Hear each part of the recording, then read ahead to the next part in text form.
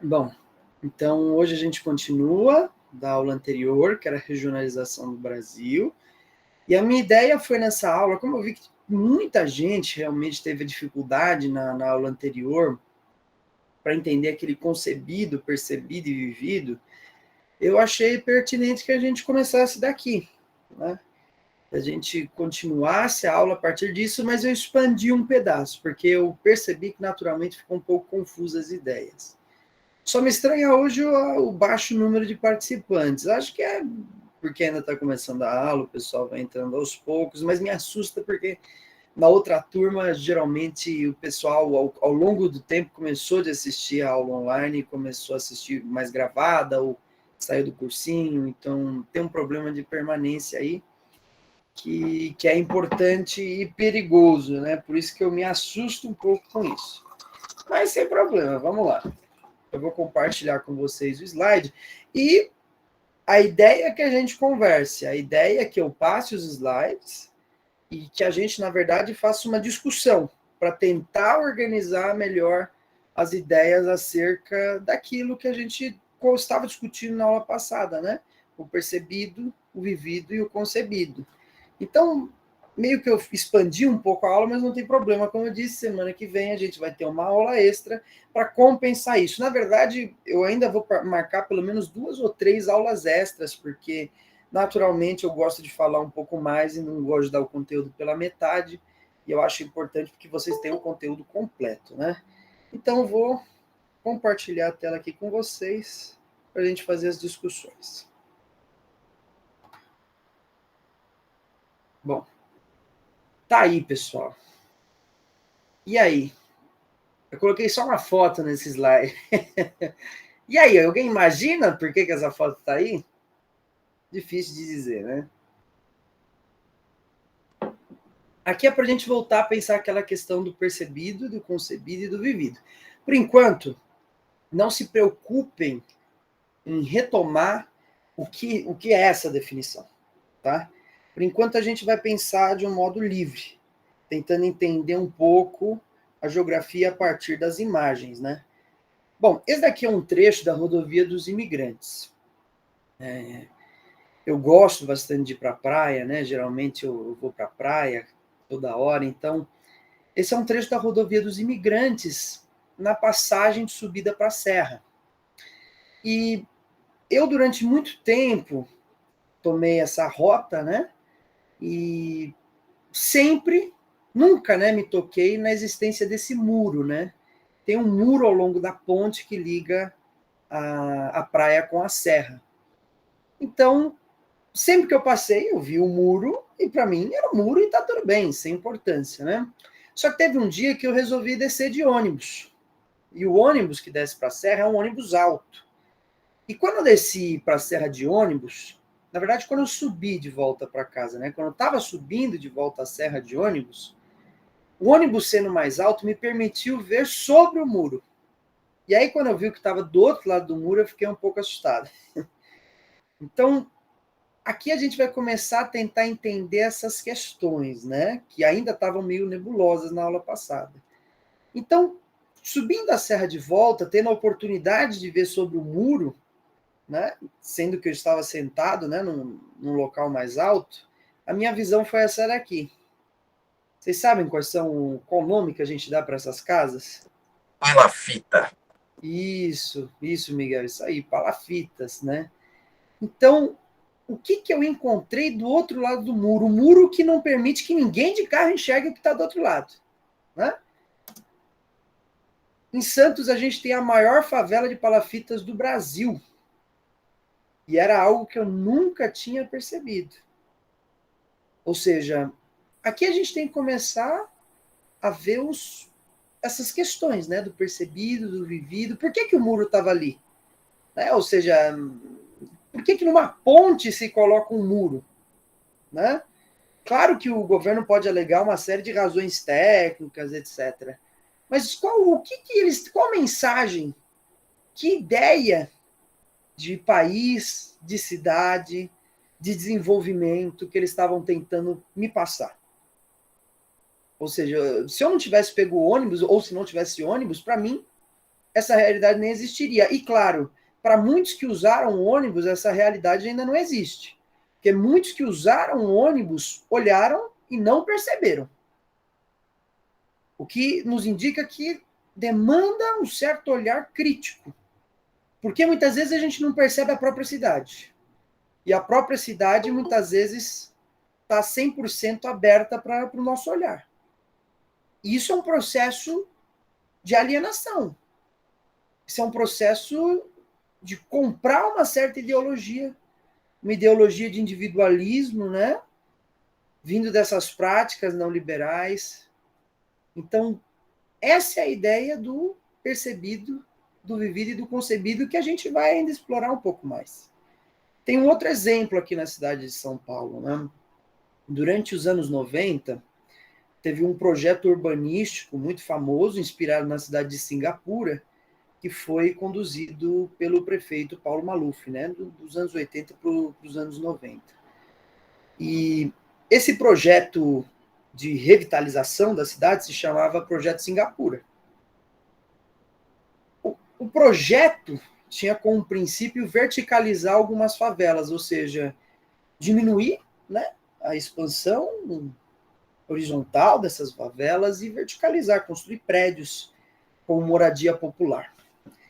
E estudos, né? A gente pode não precisaria nem de estudos, né? A própria observação do projeto, como ele foi conduzido e quais foram os seus resultados, nos permite de novo entender que, na verdade, o Estado atua a partir de uma ideologia que promove essa falsificação da realidade. E quando a gente fala de Estado, tem que tomar muito cuidado, porque não é apenas o poder público que a gente está falando, né? A gente está compreendendo o Estado na sua complexidade e na sua organização em diversos agentes e interesses contraditórios, mas fundamentalmente compreendendo que o Estado é um meio de realização dos projetos da burguesia. Essa é a concepção marxista de Estado. E eu não gosto nem muito de me posicionar, porque eu acho que vocês têm que desenvolver um certo pensamento crítico, mas também não há problema nenhum em dizer que eu tenho uma proximidade muito grande com o pensamento marxista. Então, é mais ou menos essa a ideia que eu estou trazendo de Estado para vocês. Então, quais projetos o Estado tem realizado? Esse Singapura, se a gente parar para observar, na Imigrantes existe um projeto também, na verdade, na continuação da Imigrantes, que é a Ricardo Jafé, aqui na Zona Sul de São Paulo, você percebe que o Singapura foi um projeto de maquiamento de favelas.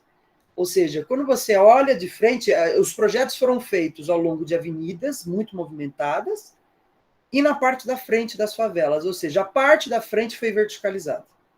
A parte que está exposta àqueles que estão passando de carro. Então, quem está passando de carro teve a visão do projeto.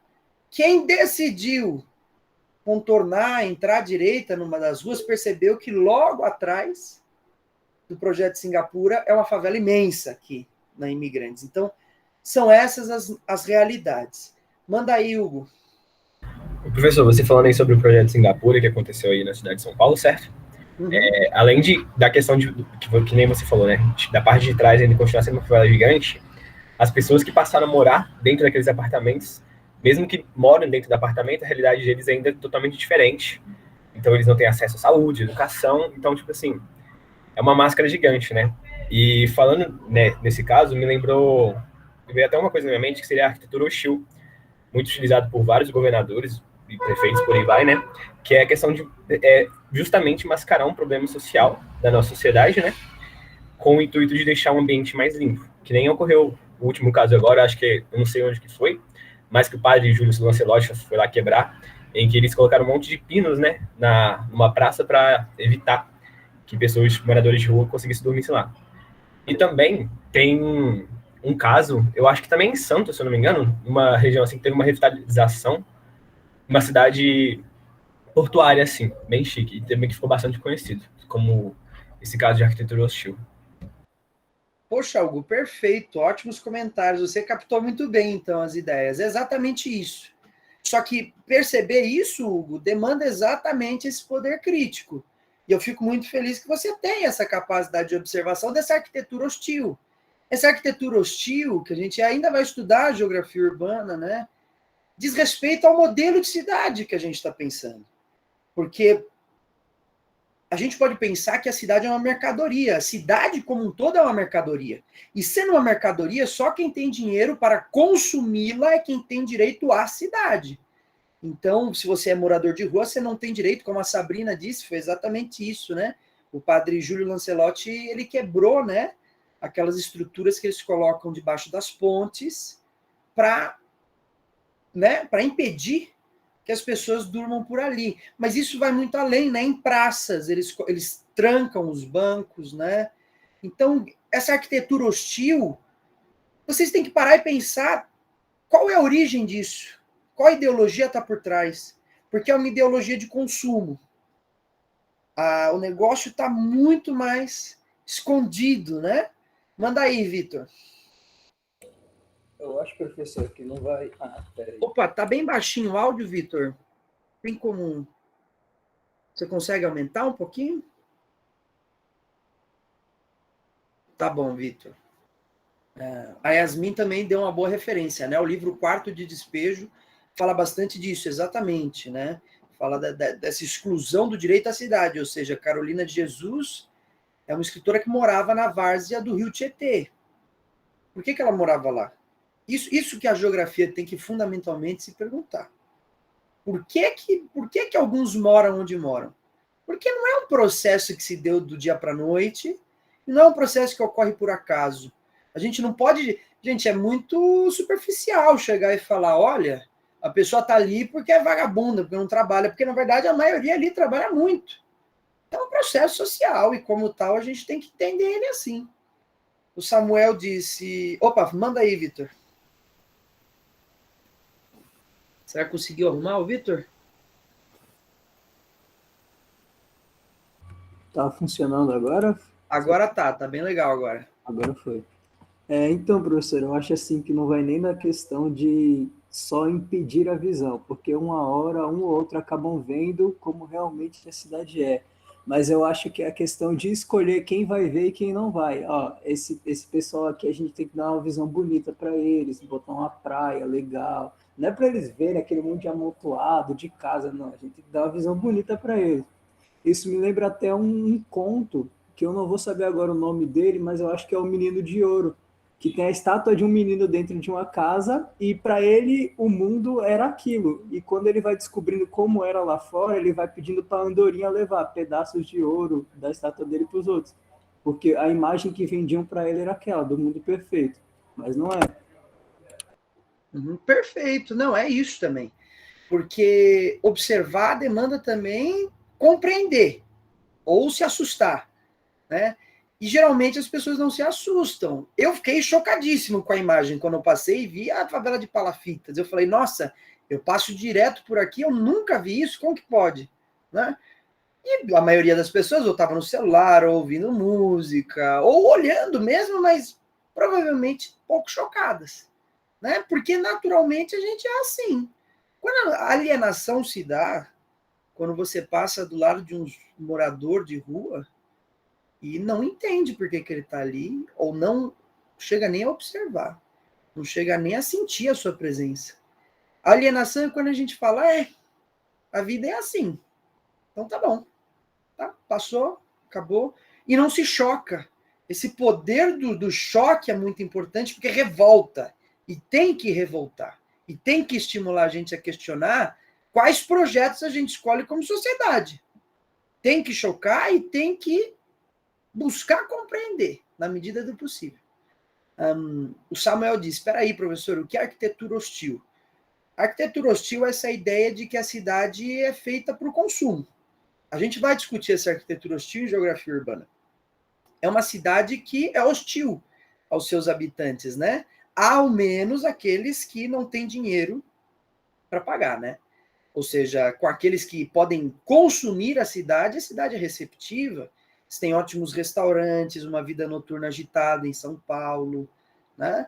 Você tem uma série de pontos turísticos, você pode consumir a cidade. Agora, se você é um morador sem teto, se você não tem condição de consumo, então a cidade não foi feita para você. Então, os bancos serão trancados, então os viadutos serão preenchidos com estruturas para impedir que você possa descansar sobre algum tipo de teto. Então, se você vender... Aqui a gente está falando de uma hostilidade que vai além da arquitetura, inclusive, né? Por exemplo, vocês têm... Eu vi muito... uma vez eu fiquei muito chocado com uma frase que eu vi no metrô. Eu estava usando o metrô, e eu me lembro que eu estava lendo Sócrates no metrô, eu leio bastante no metrô. E aí eu tento aplicar o método socrático em tudo, né? Colocar um ponto de interrogação em tudo que te falam. Isso é essencial. Te fizeram uma afirmação, bota um ponto de interrogação. E disseram, vender não favoreça o comércio nos metrôs da CPTM, alguma coisa assim, ou seja, não favoreça o comércio dos ambulantes. Vender dentro do metrô é proibido. E eu pensei, mas essa questão do proibido é muito interessante. Por que é proibido vender mercadoria dentro do metrô? Qual é a questão da legalidade que está por trás disso? Porque, primeiro, quem está ganhando dinheiro com a venda desses produtos no metrô não são aqueles ambulantes, são as grandes empresas, né? Porque geralmente eles vendem os produtos das grandes empresas, eles não estão ganhando nada praticamente. Então, ou seja, qual é a legalidade que está por trás? O que devia ser proibido? A venda ambulante no metrô ou aquela situação de precariedade? Né? Ou seja, ou aquela... Porque eles são levados a isso como último recurso. Então, daí que surge essa desalienação, essa perceber a cidade e os processos sociais. Falar, por que é proibido vender no metrô? Por que não é proibido deixar uma situação como está? Não é? A Yasmin disse, tanto que a favela do Canindé, onde a Carolina vivia, foi derrubada. Exatamente. Aí entram esses processos. Aí, mais uma vez, a cidade sendo hostil com seus habitantes. Isso a gente vai estudar melhor em geografia urbana. Mas é fundamentalmente essa questão do percebido, do vivido e concebido, é da geografia urbana também. Então é muito interessante pensar por aí. A Sara disse, isso se aborda muito bem no Necropolítica, né? O Necropolítica é de um autor africano, se eu não me engano, né? O processo social e geopolítico do Estado para o isolamento dessa parcela da população. Exatamente, são processos. Mas aí a gente está se propondo a começar a entender esses processos, a começar a pensar nos processos espaciais como de fato eles ocorrem, não na sua aparência, né? E o Vitor disse, o Estado não está levando uma pontinha. Depende também, né, Vitor? Porque o Estado acaba lucrando muito com a desigualdade também, né? Tem um livro que se chama Crítica da Razão Dualista, de um professor que se chama Francisco de Oliveira. E ele está falando exatamente isso. Quem ganha, fundamentalmente, com a venda ambulante em ruas e estações, são as grandes empresas, e muitas vezes os donos dessas grandes empresas atuam no Estado, né? É justamente aquele princípio do Estado como meio de ação da burguesia. O Vitor disse, no caso dos ambulantes, por isso a não legalidade. Ah, sim, exatamente, né? O Estado não está lucrando diretamente com aquilo, né? Ou seja, aquilo está protegendo exatamente isso. Você chegou num ponto ótimo, Vitor. Porque é exatamente isso. A legalidade está protegendo quem? Os monopólios. A legalidade está protegendo, claro, aqueles que pagam imposto, né? Porque o vendedor ambulante não paga imposto para trabalhar. Então é como se você comprasse um passe que lhe permitisse o trabalho. E foi, na verdade, é justamente isso. Aí que está a legalidade. É proibido ali, por quê? Por que é proibido? Porque não se pagou o imposto para poder vender as mercadorias. E quem que está protegendo? Aqueles que pagaram, aqueles que geralmente têm melhores condições, para não dizer fundamentalmente os monopólios. Porque esses sim são os que estão sendo protegidos. O Matheus Dias diz, professor, posso falar que uma das culpas de pessoas na margem da sociedade não aproveitarem os lazeres oferecidos pela cidade é por conta da regionalização? Uma vez que para uma família nessa situação e para um parque, por exemplo, ela gastaria em média uns R$ 40, passagem, ida e volta, um lanche simples. Você pode dizer o seguinte, Matheus, os processos, e a gente vai chegar a isso nessa aula de regionalização, os processos de desenvolvimento desigual são os processos que levam a essa condição. E a regionalização, né, a regionalização é o ato de regionalizar. Naturalmente, a gente pode entender ela de vários modos, né? Ela pode permitir essa interpretação, mas como processo, a gente não pode colocar assim, ok? A gente pode dizer que o desenvolvimento desigual da cidade levou a essa situação. Mas a regionalização, como ato de regionalizar, como ato político, naturalmente, como projeto de Estado, aí sim a gente pode pensar algumas coisas, no sentido de realocar as populações, etc. Nesse sentido, você pode pensar assim, não tá completamente errado, não. Mas aí, não como atividade intelectual de regionalizar, mas sim como projeto de regionalizar, projeto que se desenvolve a partir do Estado. Nesse sentido, você pode, Matheus, tá? Foi interessante, muito bom. Mas isso a gente vai discutir muito ainda em geografia urbana, podem ficar tranquilos. Giovana, manda aí.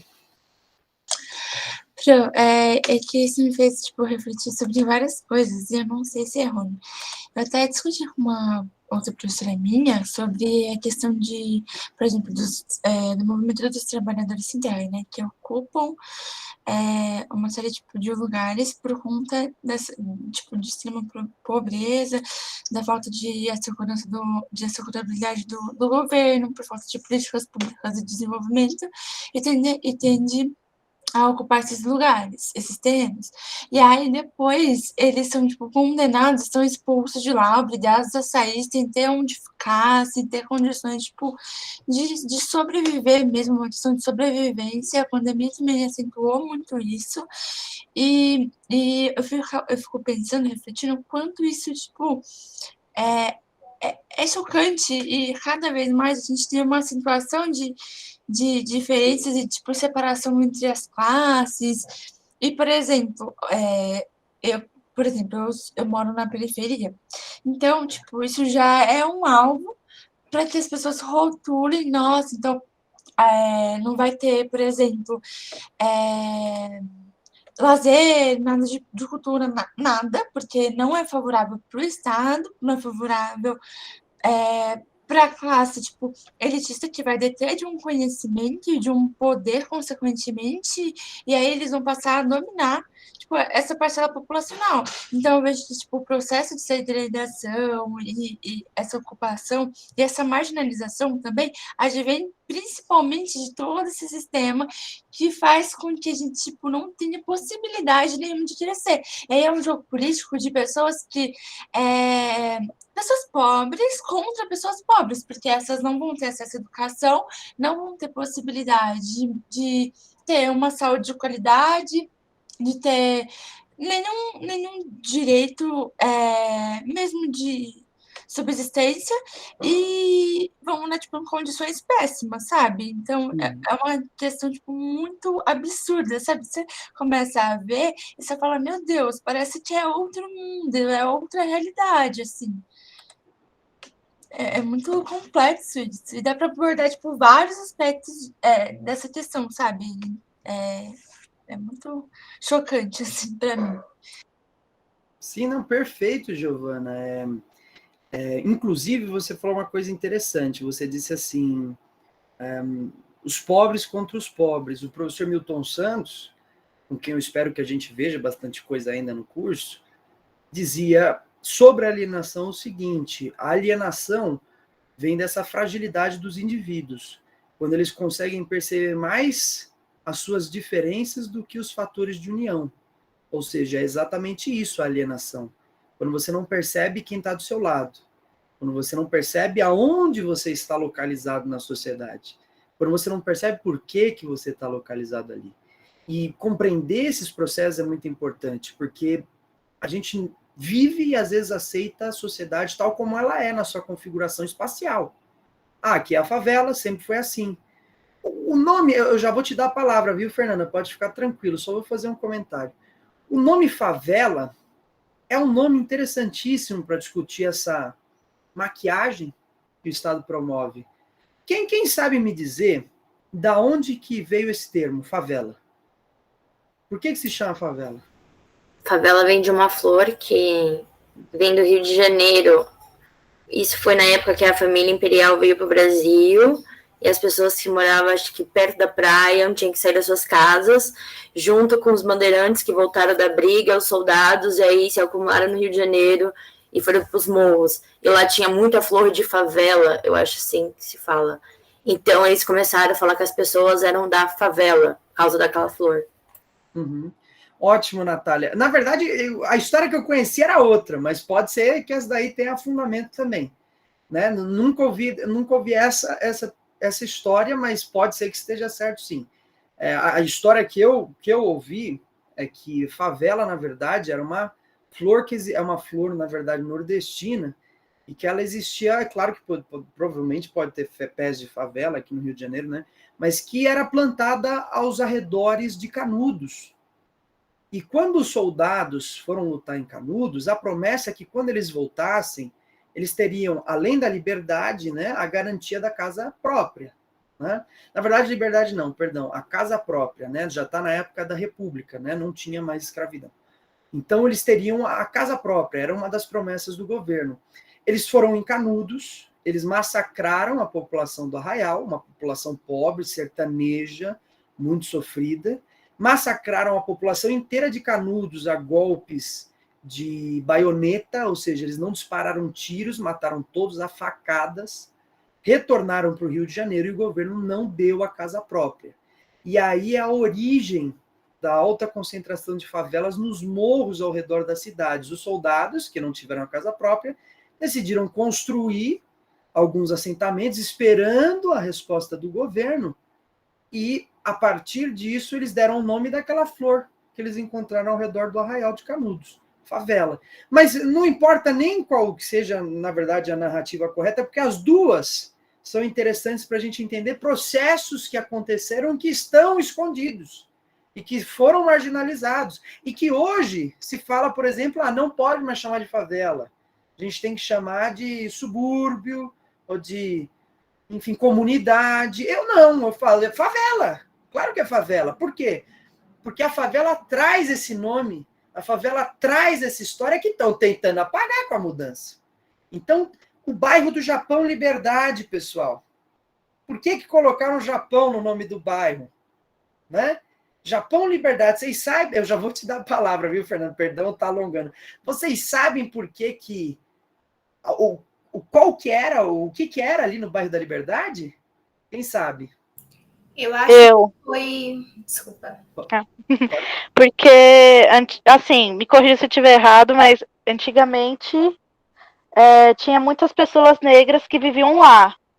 E... Ai, perdão, gente, estou muito nervosa, desculpa. Não, relaxa, Fernanda. Fala e tinha muitos enforcamentos de pessoas negras. Uhum. Teve uma vez que foram enforcar uma pessoa e não conseguiram. E todo mundo gritou liberdade, liberdade. Por isso o nome Liberdade. Porém, com o fim da escravidão e as pessoas de outros países vindo para cá, como lá era um lugar extremamente assim vazio, vamos dizer assim, então as pessoas que não tinham, esses imigrantes que não tinham condição, moravam lá. Por isso que o contexto de ter muito oriental é muito diferente do nome Liberdade. Uhum. Exatamente, exatamente. Ana, quer falar alguma coisinha também que você ia falar? Não, eu acho que resumindo, a Fernanda falou o que eu queria falar. Se eu não me engano, foi um homem negro que foi enforcado lá e no momento do seu enforcamento, acho que foram 3 vezes que tentaram, aí depois ficou o nome de Liberdade, porque as pessoas queriam que ele fosse liberto. Mas o que eu acho interessante da Liberdade é que até hoje ainda existem muitos negros lá. Principalmente tem uma região ali que é mais para baixo, eu esqueci o nome que se chama. E tem uma senhora, porque eu fazia faculdade ali na FMU. Uhum. E tem uma senhora que me conta uma história, porque ela é muito religiosa, que ela acha que os negros que morreram, o sangue derramado, né? Porque parece, como ali as ruas tem uma reta ali na praça que era enforcada essas pessoas, e depois é uma rua literalmente descendo assim muito alto, sem fim, e aí o sangue escorriam pelas ruas. E ela fala que onde rolou muito esse sangue, hoje tem muitas pessoas negras, e que ela acredita, por ser uma mulher de religião matriz africana e negra, que essas pessoas ainda estão ali tomando esses espaços, mesmo que invisibilizadas. Oh, que imagem, hein, Ana? Que imagem poderosa, né, para a gente entender. E isso tem sido resgatado de uns tempos para cá, e é muito importante que a gente resgate, porque é o princípio da nossa cidade. Que esses espaços, a gente tem que entender que eles não surgiram do nada, essa desconcentração, as favelas, as regiões periféricas, não foi do dia para a noite. Né? Não, e a compreensão dos processos históricos e geográficos vão permitir desalienar, compreender por que aquilo está lá. E é muito interessante, muito boa essa visão, Ana e Fernanda. A Fernanda que quer falar agora, na verdade. Pode falar, Fernanda. Você falou dos bairros, das favelas, né? Onde eu moro tem terrenos enormes, enormes mesmo, que dá para construir muitas casas. E tem uma vizinha minha que ela já é muito velhinha. E eu perguntei para ela, de quem é esses terrenos? E ela falou assim, eu não sei. E quando surgiu uma favela, montaram barracos na minha, desses terrenos. Montaram, fizeram, tudo organizadinho, foi muitas pessoas morando lá, e são terrenos enormes mesmo, dá para construir muitos prédios. E no outro dia, quando tava tudo bonitinho, todo mundo tava morando lá, no dia seguinte veio a polícia derrubar tudo. E assim, e do nada falou que aquele terreno era proprietário do governo. Ou seja, aquela senhorinha vivendo ali, ali do lado, tem 70 anos, desde pequena, não construiu nada, era um terreno baldio, e só vieram pessoas que não têm casa, não têm condições nenhuma, e simplesmente o governo aparece. Naquele momento eu fiquei muito indignado, porque dava para construir muita coisa ali. Uhum. E mais uma coisa, Fernanda, você tem ideia de por que o governo mantém aquele terreno? Você tem algum... Pensou não, em alguma coisa? Ninguém, eu saí para perguntar, mas por quê? E ninguém sabe a resposta. E eu falei, eu não tinha o contexto, assim, crítico, porque eu era muito pequena. Uhum. Exemplo, foi em 2000 mais ou menos 2014 que isso aconteceu. E até agora, nesse ano, que vão construir. Uhum. Vão construir uns prédios. Sim, sim, vão construir prédios, ok. Sim, mas, imagina a senhora de 70 anos, desde que ela era pequena, ela não sabia onde era, não tinha um terreno baldio ali. Uhum. Não, então, aí é um ponto importante, né, Fernanda? Veja bem, as pessoas, como você disse, geralmente a senhora mesma, ela pode não ter noção nenhuma de por que o terreno está lá. E a maioria das pessoas não tem. Né? Eu vejo muito também, eu reparo bastante na cidade para tentar entender esses processos. Mas são processos de especulação imobiliária. Ou seja, o Estado mantém um terreno grande numa região onde já prevêem projetos de valorização. É o famoso lobby com grandes empresas, com grandes imobiliárias, com grandes construtoras. Ele reserva aquelas regiões, planejando futuros projetos de infraestrutura. Quando a região se valoriza mais, eles utilizam aquele terreno que a princípio não valia nada, apesar da extensão. Muitas vezes é isso, são processos puros e simples de especulação imobiliária. Aí a gente pensa também, por que a maioria das favelas em São Paulo, a maioria dos incêndios em favelas em São Paulo, acontecem no centro de São Paulo? Por quê? Lá tem menos umidade? Né? São coisas para a gente pensar, quer dizer, são todos incêndios criminosos, estão relacionados com esses processos de especulação. É como se estivesse abrindo espaço para o grande capital chegar e verticalizar a cidade e vender para um pessoal de mais alta renda. E aí entra o que a gente vai estudar também, outros processos como gentrificação, que a gente vai estudar em geografia urbana, ou seja, expulsão da população mais pobre da cidade. O meu trabalho aqui com vocês é o quê? Colocar um óculos, uma lente especial nos olhos de vocês, para que vocês estudem geografia não aqui, mas quando vocês pegarem o metrô, mas quando vocês cruzarem a cidade, mas quando vocês fizerem uma viagem, é ali que está a geografia, não é aqui na nossa sala. É um grande problema do EAD, porque se não fosse EAD, a gente poderia ter muitas aulas fora da sala de aula. Percebam melhor os espaços da cidade. Por que ali tem um espaço baldio? O que amanhã vai ser aquele espaço? De quem que é aquele terreno? Quais são os interesses que estão por trás? Fala aí, Natália. Eu ia falar uma coisa sobre o que você disse, sobre o Estado não ver as comunidades e sim o valor das pessoas que têm bastante condição financeira. Mas você citou agora uma coisa que me fez pensar no que o Cova fez, né, o nosso querido governador de São Paulo aí, fez com o Vale do Anhangabaú, né, é uma obra que custou 105 milhões, ainda está em processo de terminá-la. E eu fico me perguntando, por que tem que fazer algo para uma coisa que já está pronta? Que era digamos, uma praça verde, que agora virou uma praça de concreto. E, ao mesmo tempo, a gente vê que a favela não tem oportunidade de uma coisa básica, que é o estudo. Se ele pegasse esses 100 milhões que está sendo investido para um concreto, por que não colocou nas escolas, nas universidades? Porque eu acho que, assim, é muito errado a gente que vem de escola pública ter que escrever na FUVEST, que a gente é de escola pública, e ficar lutando um contra o outro para conseguir uma vaga. Enquanto 30 vagas, por exemplo, para engenharia civil em escola pública e 70 para ampla concorrência. Eu acho que esses números não batem com a minha realidade e de que muitos que vivem na favela, porque não é que a gente não pode, é porque a gente não tem oportunidade de conseguir aquilo. Todo mundo acha que a gente vai virar a Anitta da vida, sabe? Sair da favela em 10 anos, ter 100 milhões de dólares na conta, e não é assim a realidade. Poxa, Natália, foram ótimos comentários. Eu vou falar duas coisas, então, sobre isso. Sobre o Vale do Anhangabaú, eles colocaram uma fonte enorme lá, que deu até alguns vazamentos, foi uma obra realmente horrível. E aquilo expulsou a população moradora de rua de lá de alguma forma também, né? Então, e aquilo ali, na verdade, é um projeto que está relacionado ao que eu falei anteriormente, a especulação, aos projetos de valorização da região. Isso é acompanhado sempre de expulsão de população pobre, como a gente vai ver. Ou seja, fazem obras... As pessoas, os políticos brasileiros não fazem obras de infraestrutura porque eles são bonzinhos.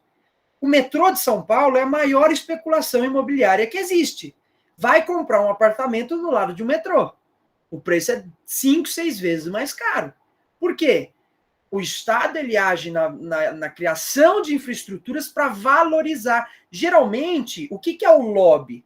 Um empresário, um grande especulador, tem contatos dentro do governo de São Paulo. Ele vai até o governador ou até o prefeito e fala, olha, o que vocês estão pensando em fazer? Qual área que vocês querem construir uma estação, fazer um projeto de revitalização? Daqui 5, 6 anos a gente vai fazer um metrô ali. Aí o cara fala, o que eu vou fazer então? Eu sendo um grande especulador, vou comprar a maioria das casas da região. Ele compra a maioria das casas da região e espera o Estado agir para valorizar. Isso aconteceu muito no governo do Bruno Covas em relação às creches, por exemplo, né? Ou seja, havia um lobby muito grande entre um amigo do Bruno Covas, os projetos de infraestrutura e a criação de novas creches, ou seja, não há nada de bonzinho por trás.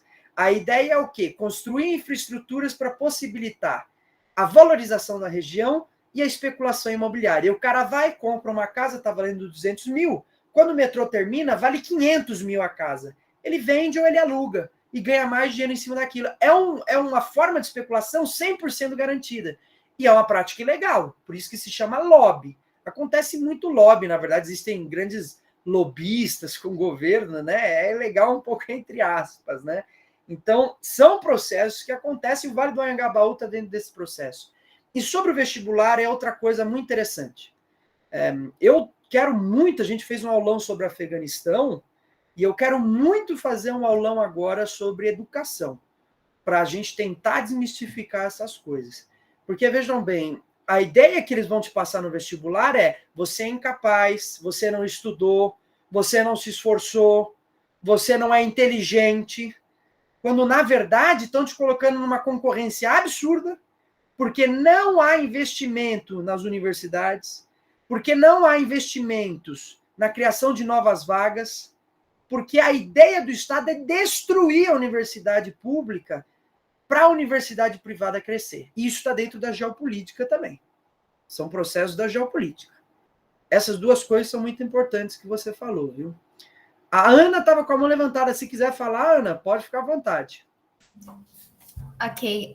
Eu só queria indicar um documentário, porque vocês estavam falando de incêndios criminosos nas favelas.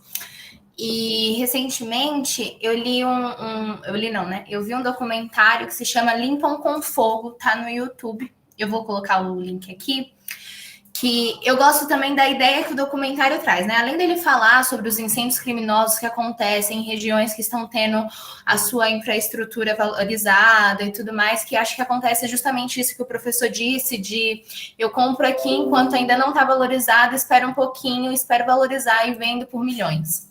E aí, nesse processo, expulso famílias e crianças, jovens, mulheres de espaços que eles tinham como lares. Mas o que me interessa, principalmente no documentário, é a palavra limpam. Porque, para mim, traz uma ideia muito eugenista, uma ideia de limpeza, literalmente, uma ideia de vou tirar os sujos daqui.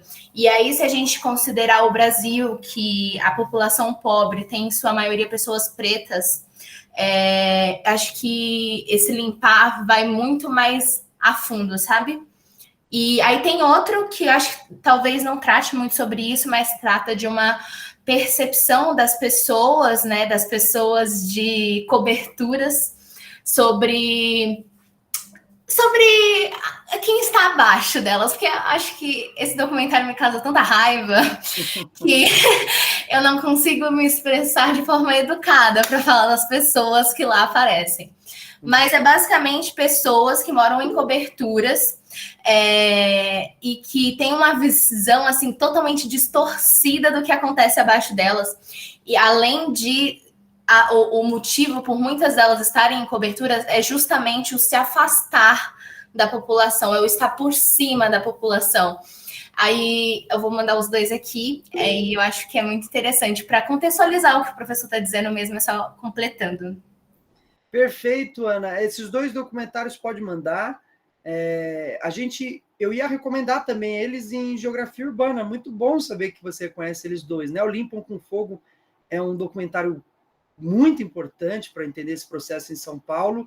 E eu esqueci o nome desse das coberturas, não sei se é Sob a Luz do Sol, alguma coisa assim. Um Lugar ao Sol. Um Lugar ao Sol, exatamente. Que também é um documentário incrível para entender esse processo de alienação, pessoal. Assistam.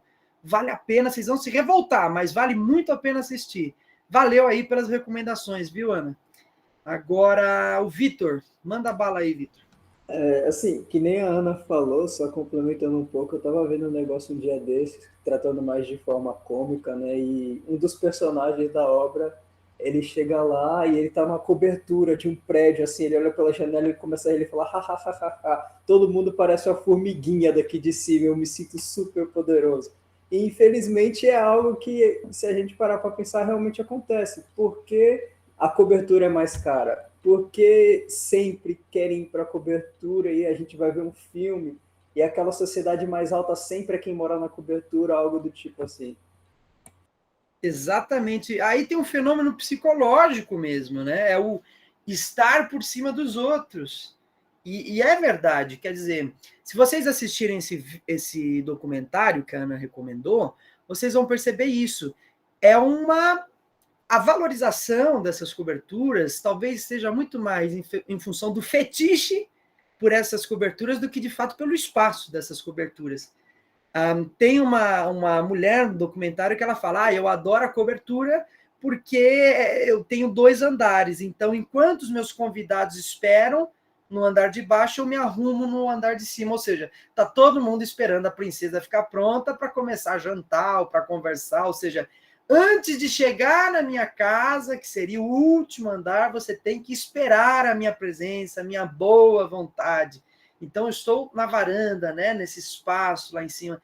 Tem uma que fica brincando, uma que mora no Rio de Janeiro, ela fica ouvindo os tiros entre duas facções criminosas e dando risada. Ela, é tão bonito, quando a polícia chega, eles estouram os fogos de artifício, saem umas cores lindas, olha o tiro, olha o tiro. Então, isso daí, pessoal, entra numa questão psicológica muito importante, a gente tem que falar da naturalização da violência, inclusive, porque as coisas estão se naturalizando de uma maneira absurda.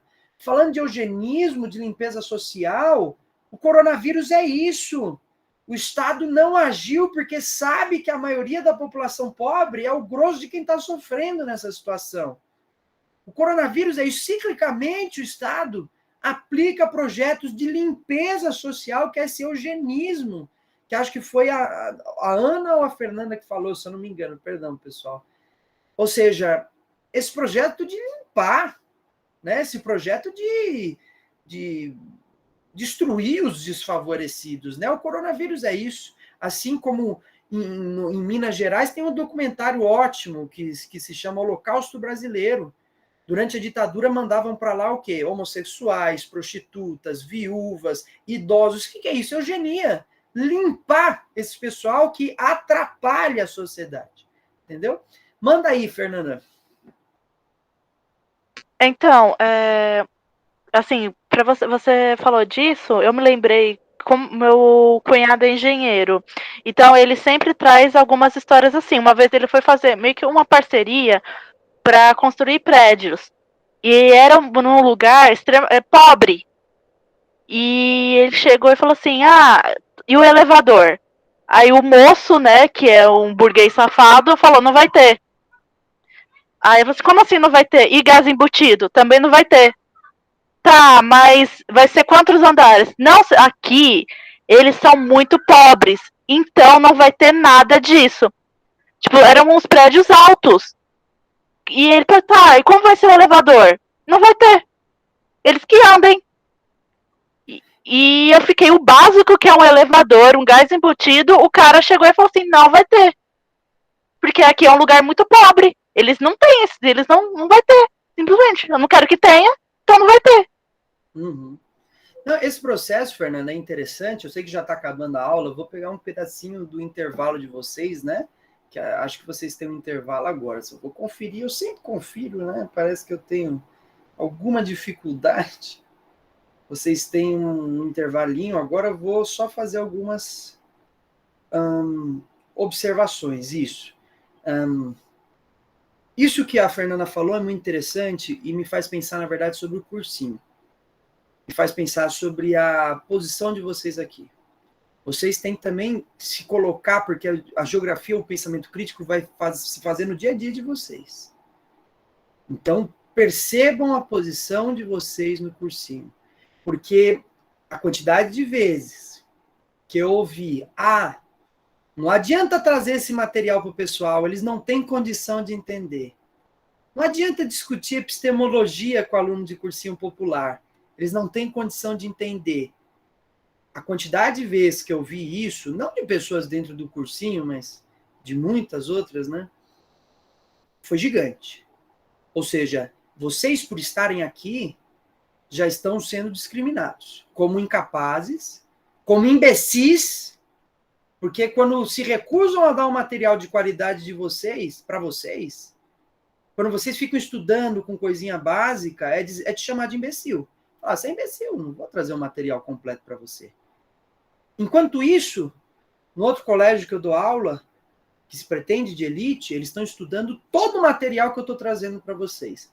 Porque para mim não há diferença nenhuma. Todos vocês são capazes. A inteligência é a mesma para todos. Basta a gente desenvolver. Pensem que vocês também estão sendo discriminados em muitos momentos por fazerem parte de um cursinho popular. Inclusive, talvez até por pessoas próximas. Tomem muito cuidado. Muito cuidado. E não se coloquem nessa posição também. De falar, eu não consigo, eu sou incapaz, eu não posso ler. eu não posso entender isso, é muito avançado. Não, você pode.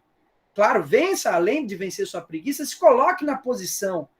Porque a inteligência talvez seja a maior arma que vocês têm para enfrentar o mundo aí. E falar que vocês têm a mesma capacidade é fundamental. Defender esse cursinho como um cursinho de alunos que têm capacidade, assim como todos os outros. Ok? Uma espécie aí de manifesto até. Bom, eu vi que a gente teve muitos comentários, né, sobre a aula. Eu não vou ter nem tempo de ler tudo, né?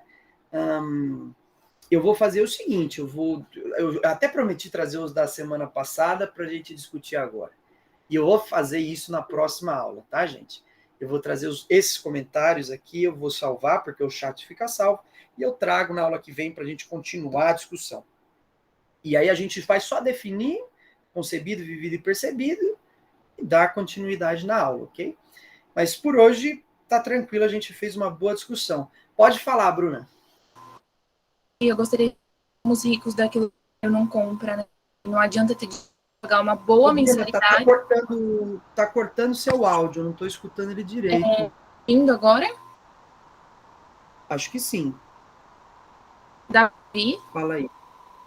Ih, acho que tá cortando, não sei se é só para mim. Mandar no chat. Tá bom, manda aí, Bruna. Bom, mandaram aqui algumas coisas, né, sobre o Holocausto brasileiro, muito bom, Bruna. A referência é a discussão mesmo que eu falei, o documentário mesmo que eu tinha falado. E a Lili também mandou psicóloga que estuda sobre branquitude, muito legal. Vou salvar aqui o vídeo para eu assistir também, porque esse eu não conheço. E o Vitor disse, o processo de embranquecimento de figuras e sociedades históricas também é um tema muito interessante. Sim, e a geografia é fundamental também nessa compreensão, porque existe uma divisão espacial entre as raças na cidade de São Paulo, no Brasil em geral e no mundo, né? Então é muito interessante pensar nessa perspectiva também. Agora, só para finalizar, que vai começar a aula do próximo professor, a Bruna disse, somos ricos daquilo que o dinheiro não compra. Podem ter dinheiro e condições para pagarem 3 mil de um cursinho, mas força de vontade e luta em questão de sonhos e vestibular são poucos. Exatamente, Bruno. E veja o seguinte, o que vai colocar você em pé de igualdade, entre aspas, tirando o lado financeiro com o rico, é a sua inteligência. Uma coisa que eles nunca vão aceitar de vocês e que é dever fundamental de vocês correr atrás, ser mais inteligente que eles. Falar, olha, eu estudei, apesar da falta, e não também tornar isso uma coisa bonita, uma história de superação de vida. Pode até ser, né? Mas sempre compreendendo a alienação. Porque o rico ele faz questão de estudar profundamente, porque ele sabe que se ele entrar num debate, ele tem que ganhar. Ele sabe que ele está numa situação de fragilidade. Fernanda, eu vou pedir desculpa, eu até me apressei na correria de falar o meu comentário, acho até que ficou um pouco confuso, mas é isso, porque acabou de dar o horário do próximo professor. Por favor, próxima aula a gente começa a partir do comentário da Fernanda. Anote aí seu comentário que a gente volta a discutir a partir da sua fala, ok? Perdão aí o próximo professor, a aula longa.